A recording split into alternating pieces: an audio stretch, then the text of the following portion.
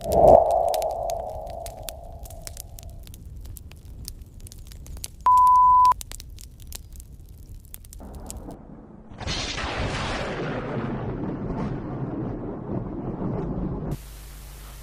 meraihkan kemerdekaan negara yang ke-65 tahun dan sambutan Hari Kebangsaan ke-59 tahun, admin ingin menceritakan tentang tokoh terdahulu untuk dijadikan semangat kepada generasi muda.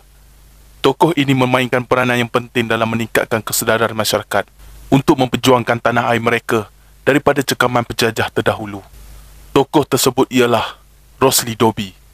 Mengikut rekod catatan Perjuang Kemerdekaan Sarawak, Rosli Dobi dilahirkan pada 18 Mac 1932 di Kampung Pulau Seribu, Sarawak dan merupakan anak kedua daripada 4 beradik dalam keluarganya. Ayahnya dikenali sebagai Dobi bin Buang, berasal dari Indonesia keturunan Radin, manakala ibunya pula Puan Habibah binti Haji Lamik merupakan orang tempatan yang berasal dari keluarga yang menetap di Mukah. Di dalam sejarah, Rosli Dobi mempunyai seorang kakak sulung, seorang adik perempuan iaitu Fatimah dan seorang adik lelaki dikenali sebagai Aini. Latar belakang beliau agak susah ditemui dalam catatan kerana rakan-rakan sekeliling menganggap beliau seorang yang pendiam dan tidak banyak bercakap, tetapi mudah untuk didekati. Beliau dibesarkan dalam keluarga yang beragama dan mendapat didikan agama yang cukup lengkap daripada ayahnya sendiri.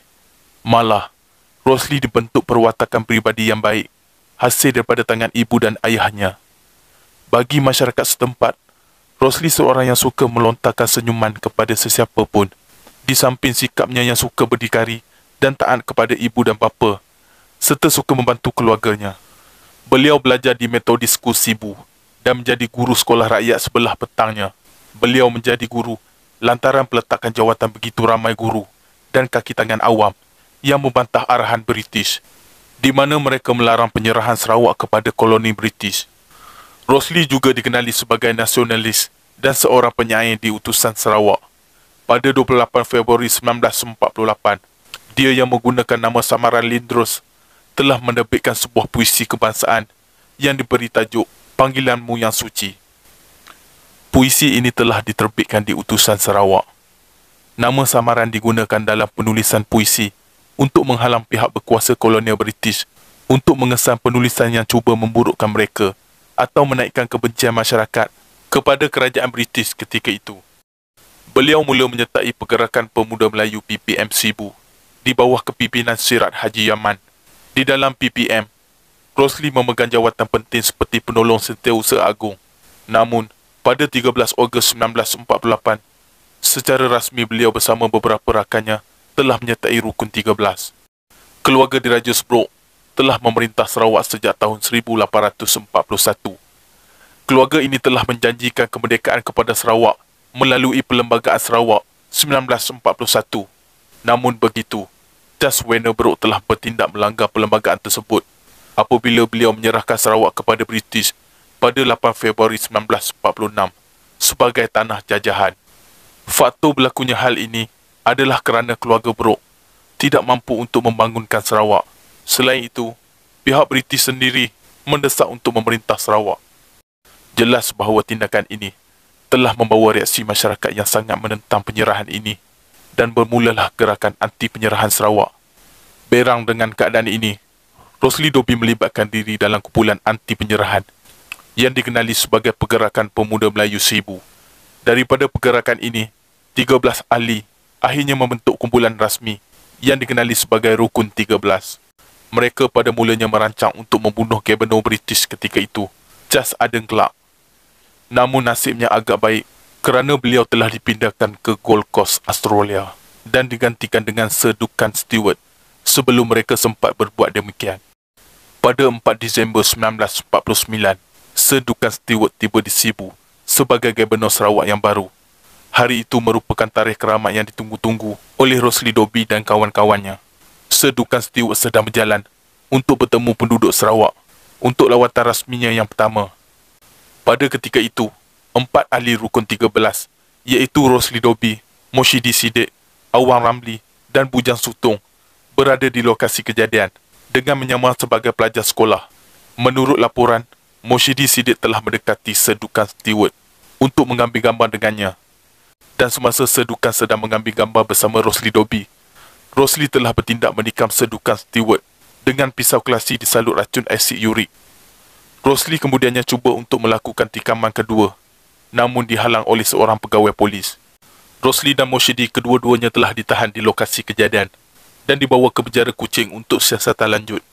Tetapi malang bagi sedukan Stewart, beliau segera diterbangkan ke Kuching sebelum ke Singapura untuk dirawat, namun mati seminggu kemudian. Selepas penahanan Rosli Dobi dan Moshidi Siddiq, pihak British telah menjalankan penyiasatan mengenai Rukun 13. Bujang Sutong dan Awang Ramli turut ditahan beberapa hari kemudian. Kematian sedukan Stewart telah menjadikan kes ini sebagai kes pembunuhan dan pihak British telah mengambil tindakan keras terhadap ahli-ahli Rukun 13.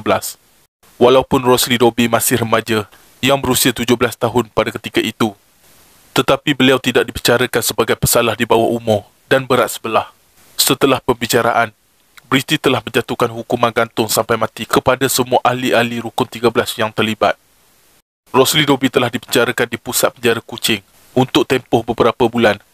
Ketika menjalani hukuman ini, beliau sempat menulis surat kepada ibu bapanya yang mengatakan, "Menjelangi yang mulia ayahanda dan bonda kita, Kampung Pulau Sibu, Sarawak. Ayahanda, dengan segala hormatnya, ananda menyatakan pada ayahanda dan bonda serta ahli-ahli kita sekalian yang ada, iaitu ananda adalah di dalam selamat dan sihat. Pasal makanan ananda di sini serta minuman sama ada tidur dan mandi, semuanya cukup belaka.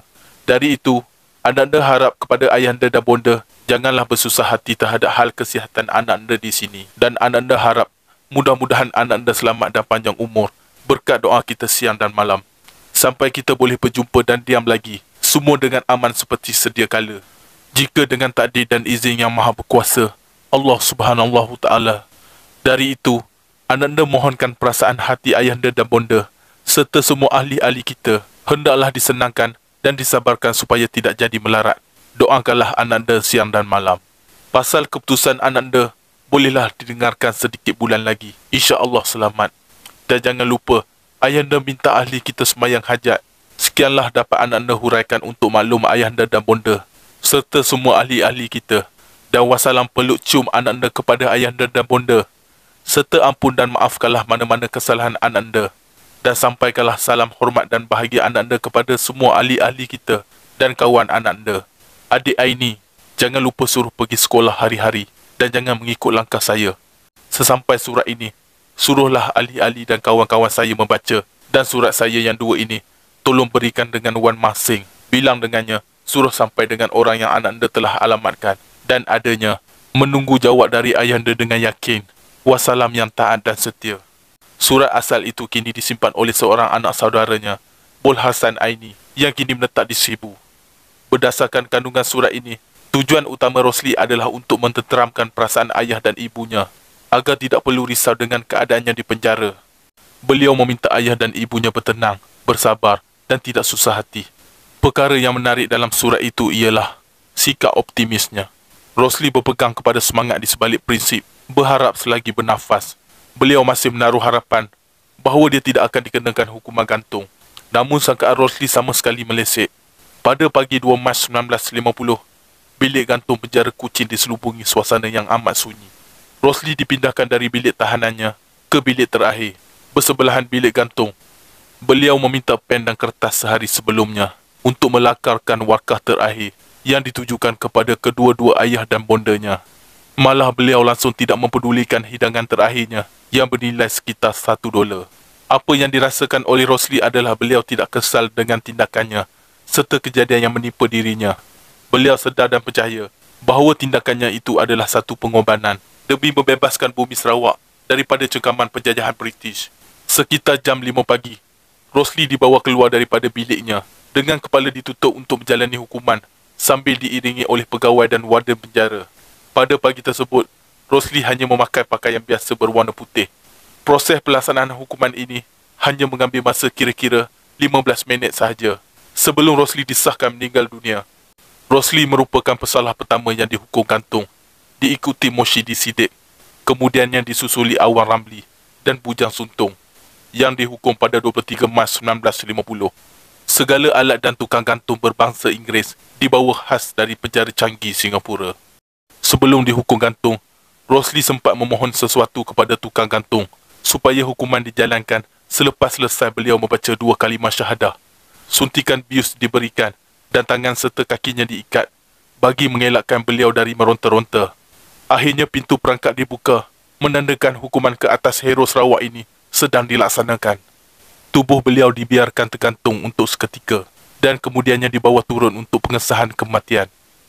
Walaupun tindakan ini dikritik kerana beliau hanyalah seorang remaja pada ketika itu, namun hukuman ke atas Rosli dan 3 orang rakannya tetap dijalankan.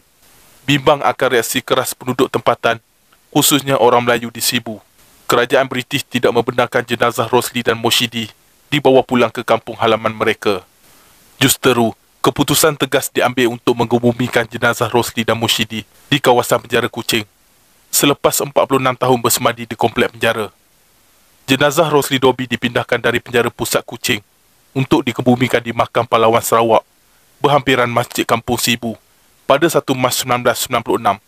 Untuk menghormati perjuangan dan pengorbanannya, beliau diberikan pengebumian kerajaan oleh Kerajaan Sarawak.